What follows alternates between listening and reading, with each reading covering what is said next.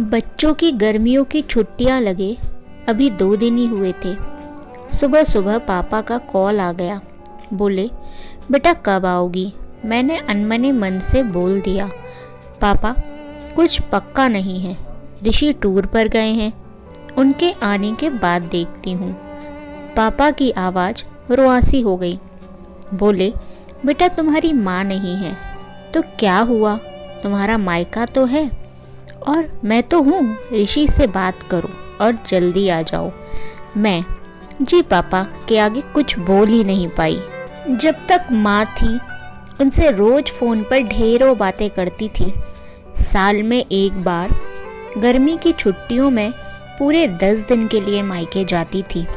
वो सुख किसी जन्नत से कम नहीं होता था। बच्चों से ज़्यादा मुझे गर्मियों की छुट्टियों का इंतज़ार रहता था। पर जब से माँ गई मेरा मायके जाने का मन ही नहीं करता। ऐसा लगता जैसे मेरा मायका खत्म ही हो गया है। एक सूनापन, एक खालीपन सा मेरी ज़िंदगी में भर गया था।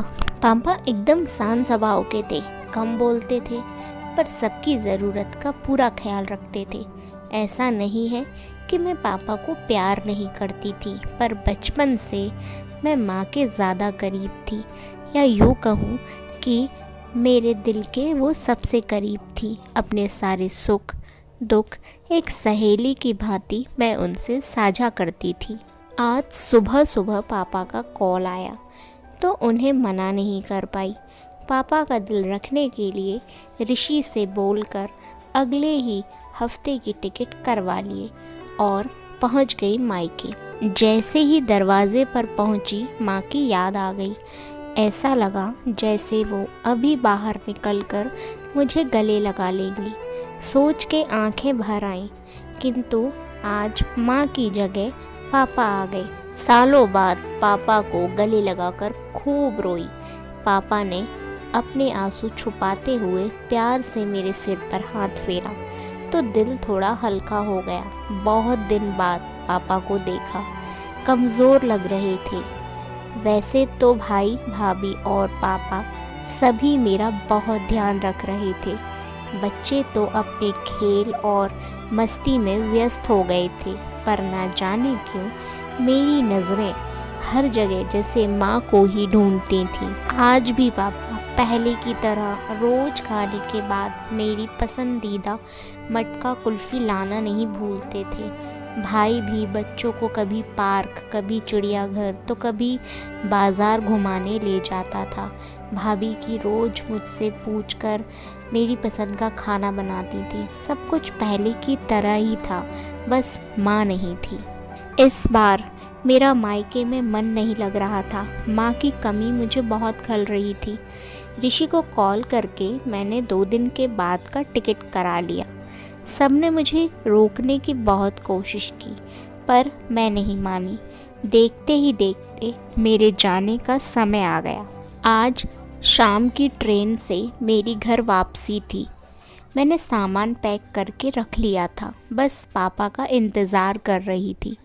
पापा न जाने सुबह से बिना बताए कहाँ चले गए थे। उनका मोबाइल भी नहीं लग रहा था। मन घबरा रहा था, बिना बताए आखिर गए कहाँ। इधर मेरी ट्रेन का समय भी होता जा रहा था। समझ नहीं आ रहा था कि क्या करूं। तभी पापा का कॉल आया। बोले, गुड़िया तुम लोग स्टेशन पहुंच जाओ, मैं तुम्हें वहीं मिलूंगा। हम लोग स्टेशन पहुंच गए।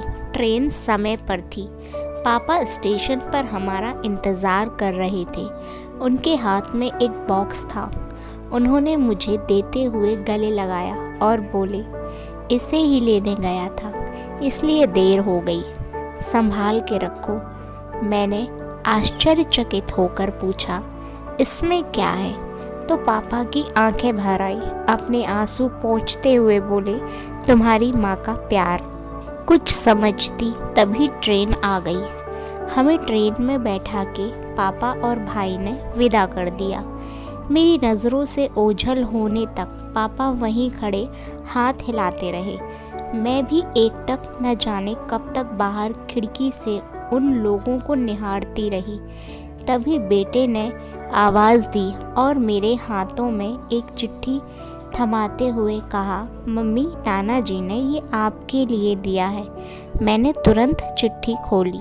मेरी प्यारी गुड़िया रानी, सदा खुश रहो। जब तक तुम्हारी माँ थी, तुम्हारी हर छोटी बड़ी बात का ख्याल रखती थी। मैं जानता हूँ कि मैं तुम्हारी माँ की जगह नहीं ले सकता, पर उनकी कमी की पूर्ति करने की कोशिश तो कर सकता हूँ। आज तुम्हारी माँ होती तो हमेशा की तरह अपने हाथों से तुम्हारे लिए बड़ी पापड़ अचार बना के साथ भेजती। माँ के हाथ का तो नहीं, पर उसके स्वाद जैसा सब सामान एक दुकानदार से बनवाने की कोशिश की है। उम्मीद है तुम्हें पसंद आएगा। और हाँ बेटा, माँ नहीं है तो क्या हुआ, तुम्हारा मायका और हम तो हैं। पहले की ही तरह तुम्हारा इंतज़ार रहेगा। ढेर सारे प्यार और आशीर्वाद के साथ, तुम्हारे पापा। पत्र पढ़ते पढ़ते मेरी आंखों से अश्रुधारा बहने लगी। सहसा मेरे मुंह से निकला, आई लव यू पापा।